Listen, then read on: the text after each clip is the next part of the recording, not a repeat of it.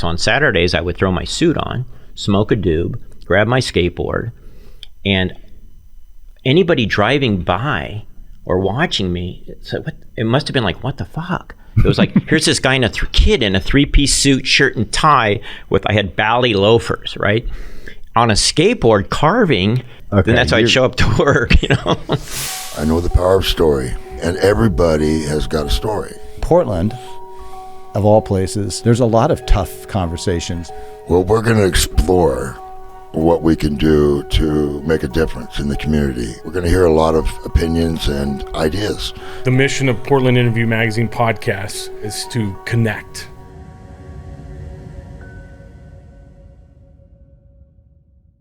This is the Portland Interview Magazine podcast with your host, David Bentley, on TalkCast PDX. Hello, welcome to Portland Interview Magazine, or I should even say welcome back to Portland Interview Magazine. Today, we're with a friend of mine. As you know, this whole show is about people who are known or unknown in Portland, and I've had the privilege and pleasure to meet many through the years with Portland Interview Magazine print version, and we've been rolling everything into podcasts these days, and having live and having it from the horse's mouth is always kind of fun. And today we have Brent Collier and Collier's Collier in downtown Portland, and I've always found his story very fascinating, and I'm not going to sit there and go into it all. I'm just going to let him peel back the onion a bit. And so welcome. Thank you, David. Anyway, so let's get started. We've limited amount of time on a podcast. I just want to kind of jump into it. I like to do it that way and chop it up. A little for the audience, a little bit about your past. From younger years, formative years. Where's this all start? Sure. I started out in a place called Manhattan Beach, California, Southern California, a little beach town, surf town. That's where I came through the ranks. And, I have talked about this before. So I was raised by a single mom. And in those days in that area, that was actually kind of unique, right? Everybody was still sort of family oriented and brothers and sisters. And I was like the one only child with a cool mom. I had a great mom. And I guess what I remember is, she was just your awesome beach lady, beach girl. She was just a kid, basically, now that I think about California girl. Yeah. She came from Washington State, and the story was she was from Sumner, Washington, right? Actually, you know what? It's a good story, the way I was perceived. Do you want that story? Yeah, absolutely.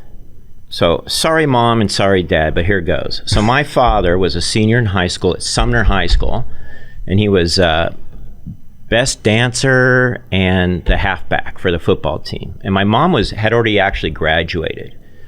She was an older woman. She was 1 year out of high school. Mm-hmm. And so my father got a brand new 1959 Chevy. So and it was a Friday. So the big game was that night against Puyallup.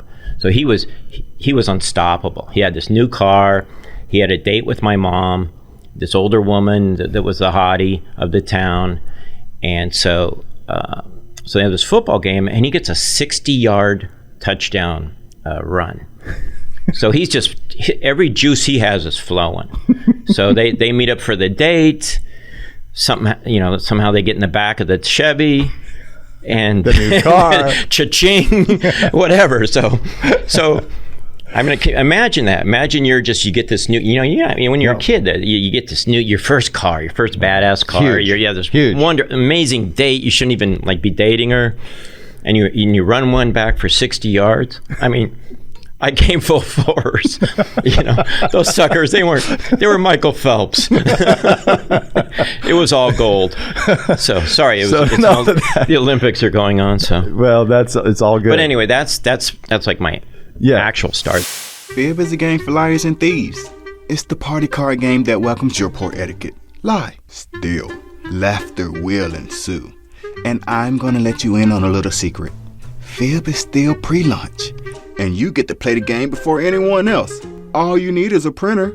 Head on over to www.fib.games now to download the free print and play. Fib, a game for liars and thieves. So my mom. So you're off to a good start. There it was. Yeah. I didn't do anything with it really, but that's how I came out. So Sumner, and she finds herself. Yeah. in So California. her father owned a car lot, and so somebody turned in this little Fiat, this little red Fiat, and she decided she wanted it, and she wanted to move to California with some friends or something, and so she snagged me. And oh, by the way, my father and mother didn't. They got married, but they were too young. It was just something you did if you knocked the girl up. Oh, sorry, Mom. Really sorry about that. But anyway, that was it in a nutshell. Right. He did the right thing, but it wasn't the right thing. Yeah, that was just you do the right thing, and then.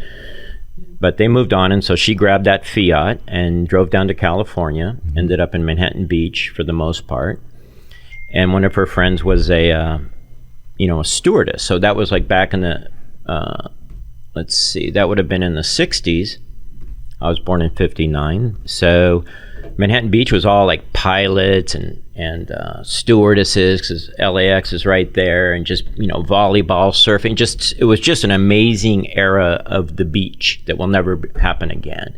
And some moment good in ones. time. Yeah, just a killer moment in time. And in world time and United States, like just all kinds of things were happening in the 60s. Mm-hmm. So that's where she ended up. And, she was a secretary. And then I think we lived with 4 or 5 other women or girls. It was close, and they were all stewardesses. And it was a 2-bedroom, I believe. So because of schedules, like, everybody was, gone a lot and then came in and da-da-da-da. It was just something that worked out. But they all pitched in so they could live by the beach. And, it was sort of not in a crazy way, but kind of a constant party. Because one thing I do know, that all of them were hot, So all the dudes of the town wanted to be hanging. And so I don't know if I did it on purpose, but I sort of had some clout. You know what I mean? So I was always working Dodger games and Rams games, and I was like my mom's agent, and a little bit, the women, like, I watched over them the best I could at my young age. Yeah. So you're the man of the house. Pretty much. Okay. At 10? Yeah. It may have been a little bit less than that, but somewhere in there. Okay. But, anyway, so it was interesting. So the only It's a unique way to grow up. Yeah. So what I remember, and it just kind of continued. It wasn't always. It started with a steward, but it was always my single mom and her friends, and we always, wherever we were, was always the hub. So what I remember the most is a bunch of ladies sitting in a circle, drinking wine, and either elated because they met this guy, or down in the dumps because they got dumped by a guy, but it was always around a man in a relationship, and they just kind of went around the circle drinking wine and consoling whoever needed consoling and listening to so-and-so's story and all these personalities. So I'm just like around doing whatever. I'm playing with my army men or whatever I'm doing, but I'm soaking all this in. So it kind of later gave me sort of this comfortability and this insight of the woman's side of things. I was raised by a wild pack of women. You know what I mean? But I always did sports stuff, and I got into my little league and my football and all that, and I was like just obsessed. That's what I love to do, surf. So I was a regular kid, but then my home life was that, as opposed to my friends' home lives, with the family gets together for dinner and they hate their brother. They wish they were me because they see this wild pack of women. How nice would that be? Did they, vice versa, that it happened? Did you sometimes look at that? Oh, totally. I totally wished I had a little brother or a big brother. I looked at family life. So I think it's just human nature. We look at what we don't have and find the positive in someone else's, saying, this sucks, I have to share a room with somebody, or da-da-da. Right. Where for me, it was kind of cool. But, and I had a lot of babysitters, and my mom wanted to have a social life, and it was tough. She was very young. And so I remember having all kinds of different babysitter situations and da-da-da, but I think for the most part, all good. Yeah. There was a point where I was staying out, we had a babysitter that would do longer term stuff that was in South Central LA. And it was like a Swedish family, and they had these great, they raised St. Bernards. But like they're the only white family where they lived. And it was, it was right there. And so I would go for extended, maybe more in the summers or something like that. But when she wanted to go and get away more of the time, it was cheaper for her to take me to this family, and they watched several kids. Okay. I wasn't the only one. But it was more of a black African-American Right. neighborhood. Right. Totally. And that's who I hung out with. So it was a great experience. My best friends. Well, culturally. Oh, culturally, yeah. I mean, we didn't know. Yeah. We didn't. There was nothing between us, and I didn't feel anything from the other people. I didn't. Right. Nobody looked mean at me. Right. You know, I was so welcome, and that's where I learned. Like, honestly, that's where I honed my skills. Right. You know, sports wise, Right. shit. You know, I would come back from that, and then just like I'd be so much better. It just it tested me as a runner and an escaper, and and all kinds of stuff. You know what I mean? So, but it was a good experience because it just, it was just a comfortability. I was just a human. I've just always sort of had these different. I've just never been with one sect, only done a different way. I've always had this sort of totally. So versatile. Give me some brief high school years a bit, and let's. No, that's good. No, it's a great background. So give me some high school years, and then transfer that into the attraction for fashion and design, and where does that come in? Right. So the clothing's always been there. I think I was always like a doll, right? I was always the mascot of the group. So part of being the mascot and the doll is that they're going to dress you. They have so I was always dressed well. My mom always, just she had a great style, and she made sure that I sort of did, and it sort of connected with me. So and then I sort of got known for that early, for whatever. I had the best Hang 10 t-shirts. I mean, forget it, untouchable. So into high school, I had already sort of had an interest in clothing that I maybe wasn't so aware of, but it existed now that I look back. So I remember getting a little job just to get work experience class. So I didn't have to go to class, but got some credits. So I'm just going to cut right to senior year. So senior year, I got a job at a little traditional store in Manhattan Beach, and I got two classes of credit, so I could jam school at 1 o'clock, and I'd skateboard down there and work for 4 hours sweeping up, and it was just a bunch of characters, and it was all the characters of the beach. And in those years, this is like 77, real estate boom, bad boy playboys, Porsches, Ferraris were just starting to make their way, and I knew all these guys. These are all my mom's friends. So all these people coming in, the leaders of the town, I already knew for like years. And so I was always Kay Collier's kid, in our brain, so it was kind of interesting. So at a very young age, I was very comfortable with adults, and then just those experiences, those characters, and just the people that worked at the store, all that I just soaked in. I've always felt like I've always been in the position of a protege. And there's been so many mentors, and I just knew how to, find the pull from so many. Extract. Extract and just put myself in a position not to be a smart ass or a dick, and just sort of absorb it. But I was always interested, where most kids are blowing off anybody older. It's like so far-fetched or so far removed. It's like adults, but not me. I was interested, I always look at people like and not just myself, obviously, but many people, include, parents. A lot of parents will look at a child or someone young, or even in the high school years or what have you, and they'll notice the particular interests. They're like, they have an interest, they have a spark for that, or a knack for that, right? And so when you think about your mom kind of dressing you up, and being a single mom, and you identifying with that eventually, and that becomes kind of known. When you started to work in some of these stores in California, when you started doing the dressing up on people, they're coming in, you're trying to help them with some identity, or just maybe stuff they didn't even see in themselves, or they didn't see themselves a certain way, and you're just kind of like, let me show you how I'd paint you if I could get a chance to throw it through. It's exactly like that. Like I didn't get as, like right nowadays I'm way more philosophical, and I try to, I just naturally just am interested in the person, and then a byproduct is, let's see what works for you in your clothes. But back then, one thing I knew for certain is what looked good, and what we're trying to like. So back then, men's style wasn't super important. I mean, it was, but nobody knew anything. You know what I mean? It was just sort of, and it was a lot of discovering going. A lot of men's fashion was taking sort of, it was just evolving. There was so many more choices slowly started to happen. So much, men started thinking about how they wanted to look, and about grooming, because it just didn't exist for so long, And it was just, so anyway, but I was on top of that, man. I just knew for certain, I saw it so clear. So then it was easy at 17 or 16 to sell, 20, 30, 40-year-olds with conviction, just what they should look like. And I was always good at combinations and putting ties together and No, all it's that. been fun for them to see a young guy actually with it, working with them and being excited about it, you know? Yeah, and I was sort of a fun kid. I always had a cute girlfriend, and so I was going to say you can have one too.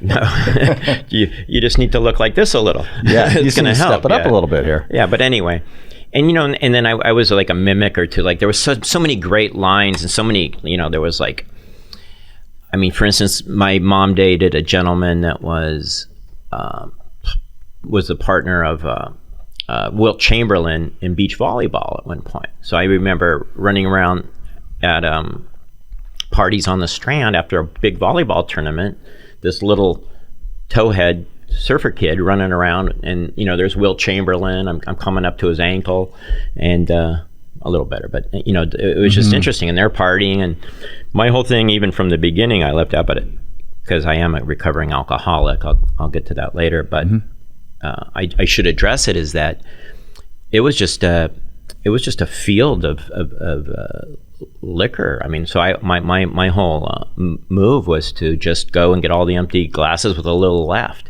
Well, people weren't looking, and I would just knock them back. Sometimes I'd get a little cigarette, but if it look, and I'd end up getting a little buzzed, a little drunk, and then I'd be. I don't think people even realize that. So then I'd be funny. So I'd do like shtick. So I just remember sort of a haziness of all these adults looking at me, and whatever I was doing, they were laughing their asses off. When did you, as you would go from being young and this is all kind of interesting and fun, little buzz from alcohol, to this has really got a hold of me. I've been doing this for maybe quite some time, or something. When did the stopping point, and you just were like, I've either got to get help or I'm done, or when did this all happen? Well, that came later, like when I was around 28. Okay. But there was a really big thing that happened when I was a senior in high school that changed it all. So up until then, everything was kind of fun-loving, and it was all positive. Whenever I smoked a little pot, it wasn't a problem really. I mean, it was in me. I was destined to become an alcoholic. But an incident happened when I was a senior that changed the whole scope of things, and that was this new kid had moved to town. Really, really handsome kid, really nice kid. His name was Chris, and he was in a couple of my classes, and a lot of my friends were girls and stuff, and they're all kind of, I heard a little chatter, this kid's cute, who is he? And he's kind of a more soft-spoken, quiet guy. So I started, introduced myself and started being Chris's, first friend kind of at school, and selfishly, because so many cool girls were looking at him, I said, this is awesome. He's good for one or two, but there's like many. No, I'm kidding. Sorry, I talk like that, and I know I'm not supposed to, and it's all bark. It's all bark. So all good. But anyway, so Chris, so we ended up going out one night shortly after. Hey, why don't you come hang with us? And we were hanging out with a buddy of mine. Actually, he'll hear this. His name's Eric, and he became a supermodel and pretty cool guy. But at the time, he had always a cool car. So we're in the back of Eric's car, and he's just driving like a maniac, just crazy, right? So I'm pumped, and so he drives us back home, and I have to take Chris home just a few blocks away. So I think I was only, I didn't have my license. I think I was 16 or something at the time. But they used to let me use the car to go to the short places to the market. So it was an old jalopy. I forget what it was. Anyway, I'm taking Chris home, and I'm pumped I'm trying to I still have the vibe of that night from driving around. So I remember I was going to show off and take a left to cross the railroad tracks, you know what I mean, to just a little faster than whatever, just to get a little rubber sound or something. And I took that left, and it kind of got away from me. And all I remember, I'm pretty sure my foot was, I thought I was pushing hard on the brake. I'm pretty sure I was on the gas now that I look back. And it was just surreal. I just see this house come closer and closer and closer, and then we hit it. And it's just, then all of a sudden there's this big loud noise, there's this smell of smoke, everything's in slow motion. I look over, and Chris had actually dented he hit his head right onto the dashboard and was profusely bleeding, and the people came out of the house, the neighbors came, we got them out, we took them over, we put them down, called the ambulance, and I had just known this kid for a week. And so my mom comes down, and it's like, holy shit, I'm at my car's parked like in a house, and I'll get there really quick. So, but my mom knew everybody. The police guy that there knew my mom, everything. So nothing ever happened to me. It was just an accident. Oh my goodness. Okay. So I went and visited Chris in the, in the hospital and everything, but he never looked the same. I knew it. And, what I mean? I could just tell, like his face was never going to be the same. He had a lot of constructive surgery and all that. He did come back to school, and I got him, I talked to a friend of mine to go out with him for the prom so we could all go out together. But anyway, that affected me because I got off for nothing, and everybody was in favor of me, but I had done a rotten thing. I mean, it wasn't on purpose, but it was just a lot to... It's kind of a lot to carry. It was a lot to carry because I wasn't ever had to carry anything like that. So then it all turned to numbness. So then I started, getting way higher, way more drinking. I was dealing with feelings that I wasn't dealing with, and I didn't know who to talk to because you just suck stuff up. I don't know. I don't know what you do. Nobody talks about that. You just move on. But everybody was so positive. Everybody was on my side. They knew me. They didn't know him. Mm-hmm. You know what I mean? But inside I was, and I remember his sister that was 1 year younger.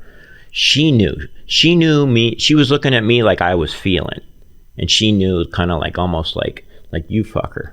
You know what I mean? And I said, no, you're right, in a way. And I almost would ditch school or try to get out of it to just avoid having to run into him, either one, And Chris was always nice, but that's where it all changed for me. And at that point, no therapy or no going to... Yeah, I just had to numb it. So I just smoked pot more, drank more, and I think that was the stem of everything, going down a different avenue for me. Do you still know him today? I don't. I've tried to look him up and see if I could get some information on him just through, social media or sometimes. And right. I don't know if I've been there. Okay. I don't really know what to look for, but right. I'd like to. I've actually tracked down a few people. I sometimes get good at it if I get a little niche, but so then we just graduated and we all moved on. But so I never really moved on. So from the that. Substance abuse, I mean, you had your pot, you had maybe right. some different experimental drugs. I don't know what exactly, but the alcohol seemed to be the one that you realized was... Well, they call it alcoholism, but for me it was, then I moved on. So I got out of Manhattan Beach. I was selling clothes, and I started working for a higher end store. Okay. The base of Palos Verdes. I'll go quick over that. No. But it was sort of like jumping into the fashion arena. Like, so this store was like the first store to carry Giorgio Armani and Ermenegildo Zegna in the country, right? So it was all rich, affluent clientele, a whole different level. And so I just said, I need to, you guys need to hire me. I know a lot of people, and I was always challenged to, like, I knew somebody that worked there. One of my mom's friends worked there. He was an older guy. And so it was always funny because he'd be around, and I'd kind of keep my eye on him, and I said, I got this guy. I'm better than this guy. You know what I mean? I'm just sort of watching him, like, this guy needs to move quicker. Like, I got more. So I just walked in and just said, I want to work here. I know a lot of people, or give me a shot, whatever.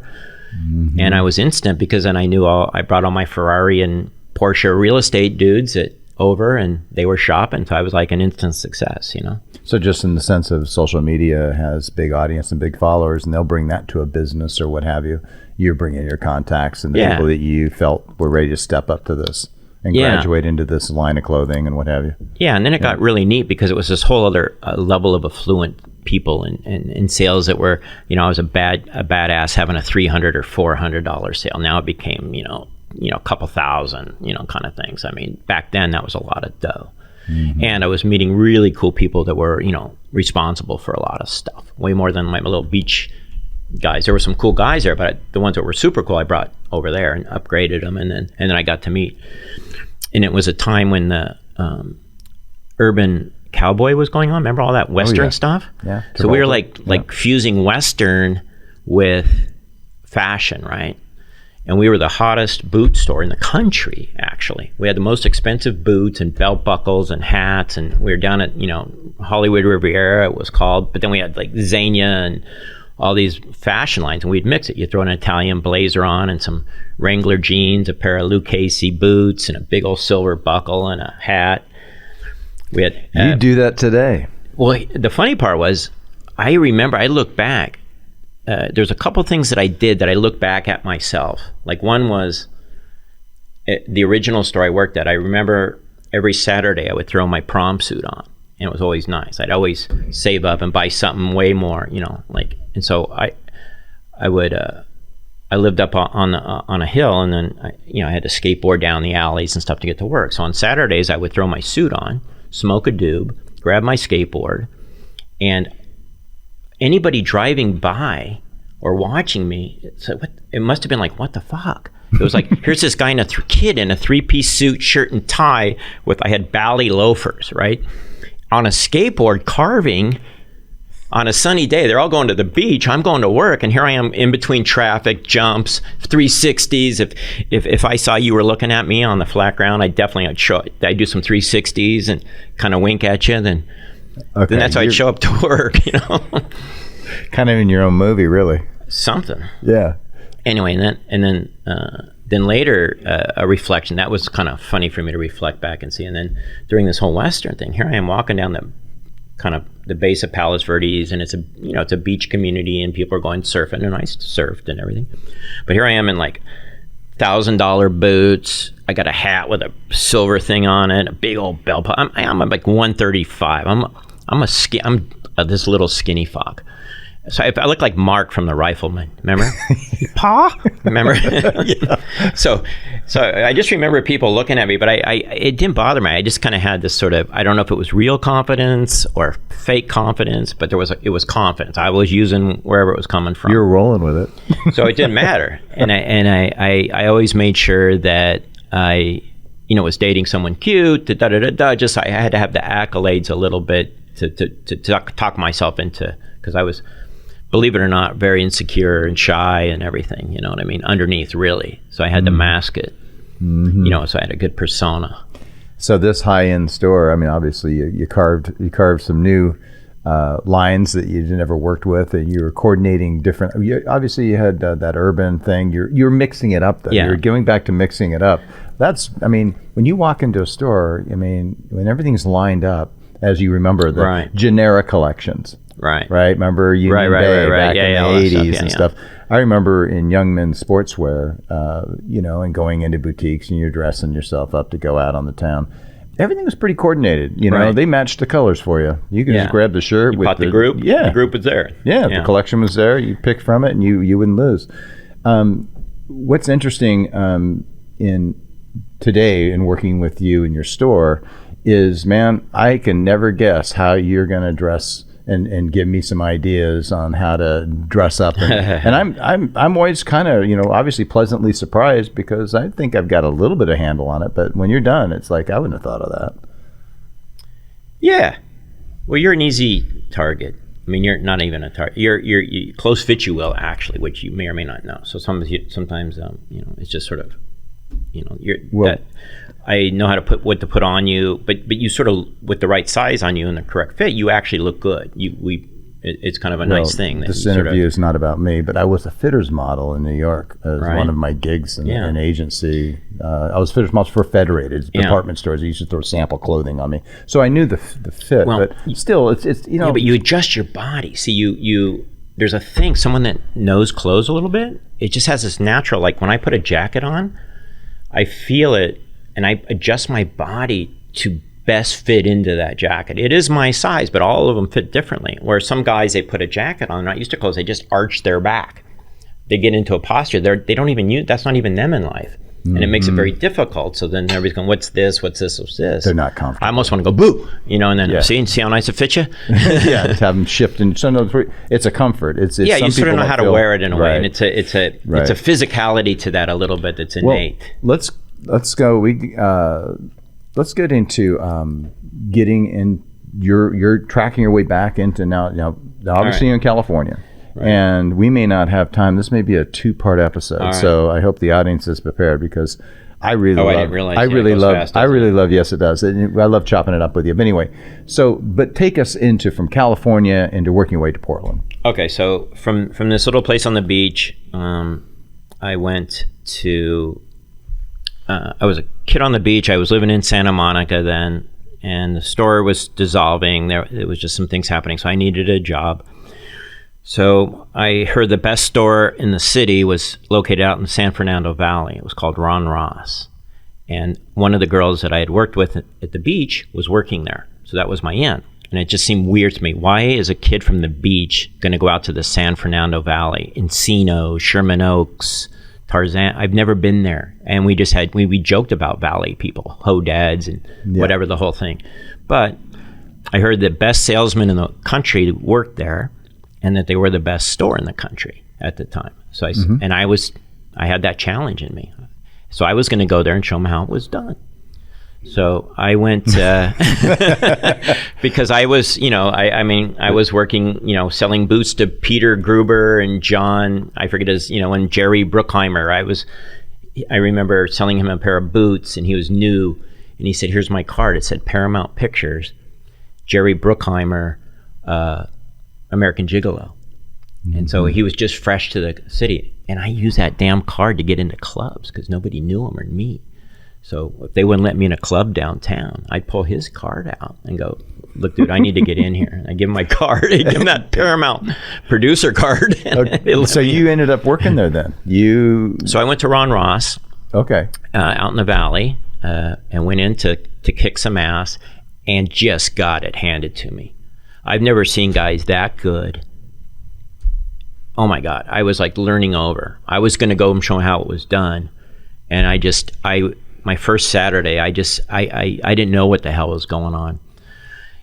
Movie stars were walking in, aggressive customers, and this, and let's just say it's the San Fernando Valley is and you may or may not use it, it's like a Jewish community. Mm-hmm. And I had no idea that a lot of the Hollywood executives and producers and everybody lived there. So anyway, and this one guy, the manager, Scott, his name is Scott Hill, kind of a famous guy, at least at the time.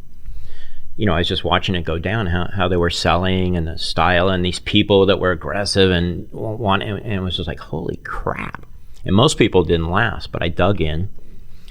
And so, but I had great taste level always. That's what I relied on. Nobody could put an outfit together like me. And I sort of, that's what they said to me. And I felt just natural with putting things. It just came natural, and I like to study it and research it and see what looks need to be like, and just how much can I make it more intricate. Mm-hmm. So I teamed up with Scott. I said, fuck, I can't be him. He's got, I got a lot to learn from him, so I'm going to assist him. I said, I'm going to be better off. So I would go and lay down outfits for him, and they'd lay down. They'd make an appointment, and they'd lay down outfits with shirts and ties and everything all over. Kind of an apprentice on the front end for him. Yeah, and then I could soak up his style and pick some stuff. I could never be him, but I could learn from him and then apply. And I needed to, because I just wasn't going anywhere. These people all knew people, and I was a new little surf guy there, just totally looked different, and they were, and they were aggressive people sometimes in a good way. How long were you there then, working underneath him, and how'd that? Oh, for a while. Okay. Yeah, for a while.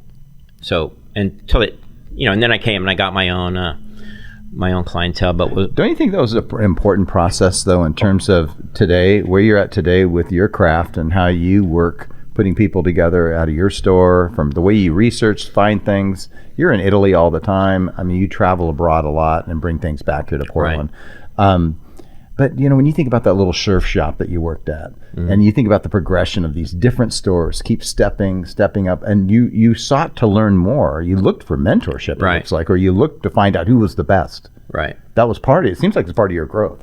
Yeah, no, totally.